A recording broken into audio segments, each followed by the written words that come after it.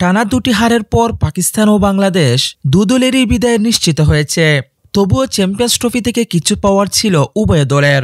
সান্ত্বনার জয় হলেও তো হতে পারত, কিন্তু বেরসিক বৃষ্টিতে আর হতে দিল কই। বল মাঠে গড়াবে দূরের কথা, টসই যে হয়নি। বেরসিক বৃষ্টিতে পরিত্যক্ত হয়েছে বাংলাদেশ ও পাকিস্তানের ম্যাচ। ফলে দুদলই 1 পয়েন্ট করে পেয়েছে। কিন্তু নাজমুল হোসেন শান্ত এতে খুশি নন।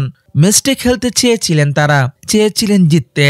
অবশ্য অসহায় বানে টানা দুটি ম্যাচ হারের পর সমর্থকরা টাইগারদের জিততে পারার সামর্থ্য নিয়ে প্রশ্ন করতেই পারেন।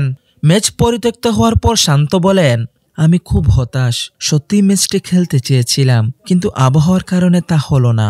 যেভাবে দুটি ম্যাচে দীর্ঘ সময় লড়াই করেছি তা আমাদের জন্য প্রেরণাদায়ক। আমাদের ভুল থেকে শিক্ষা নিতে হবে, সঠিক পরিকল্পনা করব এবং তা কার্যকর করার চেষ্টা করব।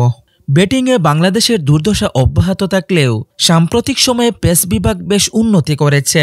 তাসকিন নিয়মিত ভালো করছেন। নাহিদ রানা অনবরত বল করতে পারেন 90 মাইল গতিতে।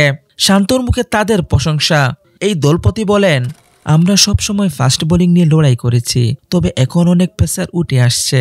ঘরোয়া ক্রিকেটেও বেশ কয়েকজন ভালো পারফর্ম করছে। তাসকিন, নাহিদ রানা ভালো করছে, মুস্তাফিজ তো রয়েছেই। আমাদের একটি শক্তিশালী বোলিং আক্রমণ রয়েছে। আশা করি তারা দলের জন্য সেরাটা দেবে। ভারতের বিপক্ষে শান্তর ব্যাট না হাসলেও নিউজিল্যান্ডের বিপক্ষে 77 রানের ইনিংস খেলেছেন। যদিও স্ট্রাইক রেট আশাব্যঞ্জক ছিল না, এই জায়গায় উন্নতি করতে চান তিনি। শান্ত বলেন, আমাকে নেটে আরো ভালো অনুশীলন করতে হবে। স্ট্রাইক রোটেশন অন্তত গুরুত্বপূর্ণ। দলের সবাই বুঝতে পারবে যে আমাদের কি করা প্রয়োজন।